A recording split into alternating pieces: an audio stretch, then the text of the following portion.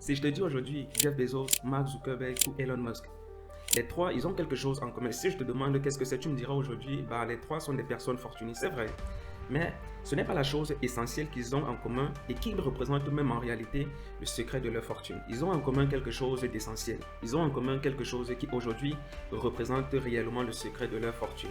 Et c'est quelque chose que beaucoup de gens regardent sans réellement voir. Et dans cette vidéo, donc, je vais te dire ce que les trois ont en commun et qui représente réellement leur fortune. Et tu vas te rendre compte que c'est pas quelque chose de caché, mais c'est quelque chose dont il faut prendre connaissance. Et c'est quelque chose qui est très important lorsqu'on veut essayer, n'est-ce pas, de s'enrichir. On a tendance à croire que les personnes riches sont avant tout des investisseurs, des financiers, des personnes hors normes. Mais lorsqu'on regarde de plus près, on se rend compte de quelque chose qui est vraiment beaucoup plus simple. En réalité, la plupart de ces millionnaires ou même de ces milliardaires ont en commun le fait qu'ils ont tous quelque chose à vendre. C'est soit un produit, soit un service, soit par exemple des logiciels, soit du luxe ou encore de l'assurance ou même de l'énergie. Mais ça ne s'arrête pas uniquement là. Dans tous les cas, le mécanisme est presque toujours le même. S'ils ont beaucoup d'argent, c'est tout simplement parce qu'ils ont quelque chose à vendre et ils vendent cette chose-là à grande échelle. Et en réalité, c'est ça le vrai sujet de cette vidéo. Si tu veux t'enrichir, il y a une chose qui est essentielle qu'il faudrait que tu comprennes, c'est tout simplement le commerce. Et quand je parle de commerce ici, je ne suis pas en train de parler de commerce au sens ancien du terme, dans le sens où tu dois par exemple ouvrir une boutique, non. Je suis simplement en train de dire que tu dois devenir d'une manière ou d'une autre quelqu'un qui échange tout simplement de la valeur contre de l'argent. Et pour comprendre le pourquoi de mes propos, il faut d'abord remonter au début. Oui, parce que le commerce en fait ne date pas d'hier. Je m'appelle donc Yann Loïc et sur cette chaîne donc nous parlons donc de finances personnelles, d'investissement, de création de richesses et d'amélioration personnelle. Si c'est quelque chose qui t'intéresse, tu sais quoi faire, tu t'abonnes. Il faut aussi savoir que sur la chaîne nous postons donc une vidéo toutes les semaines et c'est tous les dimanches. Une fois qu'on a dit ça, let's go. Bien avant les entreprises, bien avant les banques, bien avant les actions en bourse, il y avait déjà une certaine forme de commerce qui était tout simplement les échanges. Le troc est considéré comme étant, n'est-ce pas, la forme la plus ancienne du commerce. C'est-à-dire que quoi? J'ai quelque chose que tu veux, toi tu as quelque chose que je veux et qu'est-ce qu'on fait? On échange. C'est donc là le point de départ. Mais dans les premières civilisations, n'est-ce pas, le troc devient plus structuré. En Mésopotamie, par exemple, il existait déjà du commerce local. Pendant la période donc qui était la période d'Obed, qui date donc de 6500 à 4000 avant Jésus-Christ. Puis donc le commerce à longue distance pendant la période du RUC entre 4000 et 3100 avant Jésus-Christ. En gros, donc, pour être beaucoup plus clair, très tôt, les humains ont compris que les échanges permettaient donc d'obtenir ce que l'on ne produit pas, mais surtout de valoriser ce que l'on produit. À la suite de ça, donc, les marchés ont commencé à se développer. L'encyclopédie en ligne britannique explique que les marchés comme centres de commerce ont plusieurs origines. L'une des origines donc, des marchés est tout simplement ce qu'on appelle les foires rurales. Les foires rurales étaient donc des endroits où les producteurs venaient donc vendre ce qu'ils avaient en surplus. Mais aussi donc ces commerçants profitaient donc aussi pour acheter ce qu'ils ne produisent pas eux-mêmes. Autrement dit, le commerce apparaît donc dès qu'il y a spécialisation, dès qu'il y a surplus ou encore tout simplement dès qu'il y a rencontre entre l'offre et la demande. Par la suite donc, le commerce commence à devenir un peu plus sophistiqué. Avec le temps donc, on ne vend plus seulement de la nourriture ou tout simplement des objets de base. On commence donc à vendre à distance. On finance donc les échanges et par la suite, qu'est-ce qu'on fait? On sécurise les paiements. L'encyclopédie britannique en ligne rappelle également que les instruments proche de la lettre de change existait déjà chez les marchands arabes dès le 8e siècle et que sa forme beaucoup plus moderne se diffuse largement au 13e siècle chez les Lombards du nord de l'Italie. D'ailleurs, en parlant des Lombards, il faut savoir qu'aujourd'hui, de nos jours, donc, il y a un outil que les ultra-riches utilisent pour payer le moins d'impôts possible et arriver littéralement à l'imposition nulle. Et bien cet outil, c'est tout simplement le crédit lombard. J'ai d'ailleurs fait une vidéo à ce sujet. Si ça vous intéresse, la vidéo va apparaître quelque part là au niveau de l'écran. Et je mettrai aussi le lien en description. On continue. Et donc, ça commence à devenir important parce qu'à partir de là, le commerce ne se contente plus tout simplement d'exister. Et bien, le commerce commence donc à devenir organisé, financé, mais surtout scalable. Vous comprenez donc ici que dès le départ, le commerce, ce n'est pas juste acheter, revendre. Le commerce, c'est un mécanisme à travers lequel on transforme une valeur produite en argent. À partir d'ici, donc, on arrive à un point central. Et à ce point central, on commence à comprendre que l'enrichissement ne vient pas uniquement du travail. Il vient donc surtout de la capacité à convertir une valeur en argent, mais surtout à répéter cette conversion donc à grande échelle. Prenons le cas par exemple d'un salarié.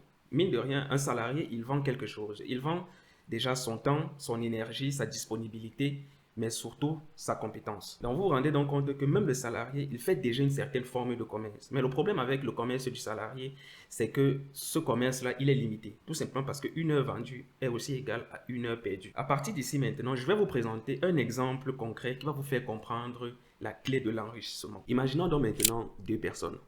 La première personne, elle échange plutôt son temps contre un salaire. Ce qui fait que chaque jour, elle travaille et chaque mois, finalement, elle est payée. Le problème ici, c'est que son temps disparaît au fur et à mesure. Ce qui fait qu'elle ne peut pas vendre, n'est-ce pas, deux fois la même journée. Ce qui veut donc dire que son revenu est donc mécaniquement plafonné. Par contre, prenons maintenant le cas d'une deuxième personne. Cette deuxième personne utilise 4 mois de son temps, par exemple, pour créer un produit.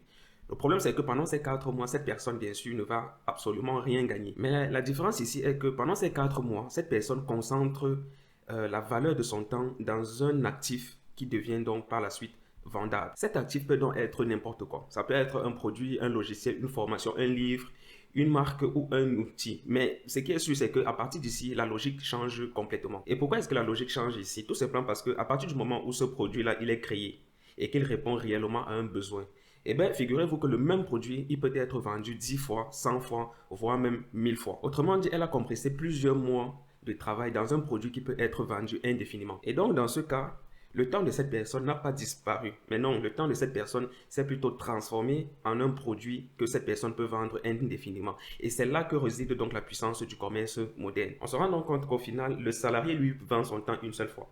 Par contre, le commerçant, l'entrepreneur ou tout simplement le créateur, il vend la même valeur plusieurs fois. Et à partir de là, donc, c'est là où les écarts de richesse se creusent. Parce que à partir du moment où tu ne vends plus seulement ton temps et que tu commences à vendre, par exemple, un produit, un système ou une marque, tu changes totalement d'échelle. Et avec la révolution industrielle de nos jours, ce phénomène prend encore une ampleur qui est totalement énorme. De nos jours, nos économies sont capables, n'est-ce pas, de produire en masse, de distribuer très loin et de standardiser, mais aussi d'emballer, de transporter et même de financer. De nos jours, l'industrialisation a profondément transformé le commerce en augmentant la capacité de produire en masse, mais aussi la concurrence entre différentes économies. Car, en effet, à partir de là, vendre ne signifie plus simplement échanger sur un marché local. Cela signifie tout simplement bâtir une entreprise qui est capable de toucher des milliers, puis des millions de clients. Et si vous creusez bien, vous allez vous rendre compte qu'aujourd'hui, même quand on parle par exemple de tech, de finance et d'investissement, on retrouve toujours la même base. Les grandes fortunes contemporaines se construisent rarement sur le vide. Elles se construisent sur des entreprises qui vendent donc quelque chose forcément à très très grande échelle. Prenons quelques exemples très connus. C'est vrai que le classement bouge tout le temps, mais dans ce classement, il y en a toujours qui reviennent. Parmi donc les fortunes les plus connues en 2026, on va forcément retrouver des noms comme par exemple Jeff Bezos, Elon Musk ou tout simplement Mark Zuckerberg. Prenons donc les trois là pour le moment. Le cas de Jeff Bezos par exemple, Jeff Bezos a bâti Amazon autour de la vente à très très grande échelle. Amazon explique aujourd'hui opérer dans le shopping en ligne, le cloud computing, le streaming, les appareils électroniques, la publicité, la santé et les services d'intelligence artificielle. Là encore, vous pouvez prendre l'histoire et la raconter comme cela vous engage. Mais toujours est-il que on retrouve toujours les mêmes bases. Et la base est tout simplement le fait qu'on retrouve donc une entreprise qui vend donc des produits ou des services à de millions de clients. Mark Zuckerberg avec Meta possède tout simplement des plateformes gigantesques. Des plateformes comme par exemple Facebook, Instagram et bien d'autres. Mais le moteur économique principal reste tout simplement la vente d'espaces publicitaires. Meta explique par exemple dans les documents destinés aux investisseurs qu'elle génère la majeure partie de ses revenus grâce à la publicité. Et cette publicité est donc affichée sur ces plateformes mais aussi sur d'autres plateformes. Donc ces plateformes comme par exemple Facebook, Instagram, Messenger, des sites ou même des applications partenaires. Ce qui veut donc simplement dire que donc même là, derrière toute cette technologie-là, on retrouve essentiellement les bases du commerce. On vend donc de l'attention tout simplement à des annonceurs. Si nous prenons le cas de Elon Musk, il est souvent présenté comme un visionnaire de la tech. Mais en réalité, même Elon Musk est tout simplement un commerçant. Il vend tout simplement des voitures électriques, des batteries électriques, des solutions de stockage électrique et un écosystème énergétique. Vous vous rendez donc compte que la narration peut rester futuriste, ça c'est vrai. Mais la mécanique de base reste toujours commerciale. Il faut fabriquer, distribuer et vendre. Quand on regarde des milliardaires connus aujourd'hui par exemple, on voit des secteurs différents, des styles différents et aussi des récits différents. Ça, c'est vrai. Mais seulement, dans presque tous ces cas, on retrouve un cœur économique qui reste le même. Et ce cœur économique est le suivant. On a une offre, une demande, un produit, un service et une capacité à vendre à grande échelle. À partir de là, on se rend compte que le constat, il est plutôt simple. En réalité et au fond, beaucoup de millionnaires ou plutôt de milliardaires sont tout simplement de simples commerçants. Ce sont donc tous des commerçants, pas forcément au sens traditionnel du mot, dans le type par exemple, ils sont derrière un comptoir, non. Ils sont des commerçants dans le sens économique du mot, oui. Et donc, dans le sens économique, donc, ils vendent quelque chose. Et ce quelque chose-là, c'est quelque chose que d'autres personnes veulent. Et ce quelque chose-là, souvent, c'est quelque chose qui résout un problème. Parfois, c'est quelque chose qui crée du désir. Parfois, c'est quelque chose qui fait, par exemple, gagner en temps.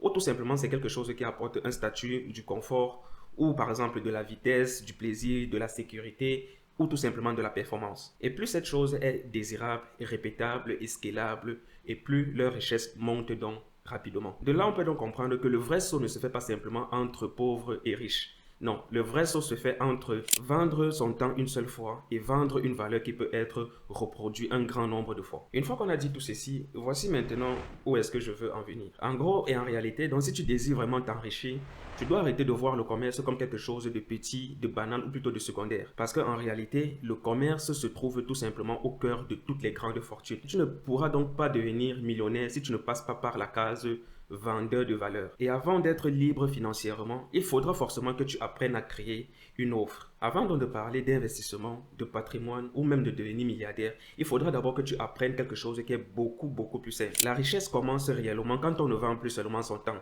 mais quand on commence à vendre quelque chose qui peut se vendre sans toi encore et encore. Donc, la vraie question que tu devrais commencer à te poser, ce n'est pas comment gagner plus. Non, la vraie question qu'il faut se poser, c'est tout simplement qu'est-ce que je peux vendre qui ait de la valeur pour les autres. Parce qu'au fond, entre commerçants, millionnaires et milliardaires, il y a, n'est-ce pas, un lien qui est très profond. Ce lien, c'est tout simplement la capacité que tu as à transformer ton temps en quelque chose qui a de la valeur, puis de cette valeur-là en vente et par la suite de ces ventes-là en richesse.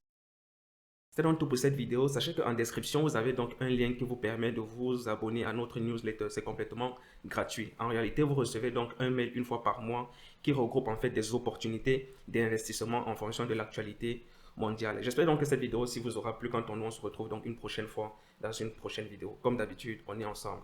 Ciao.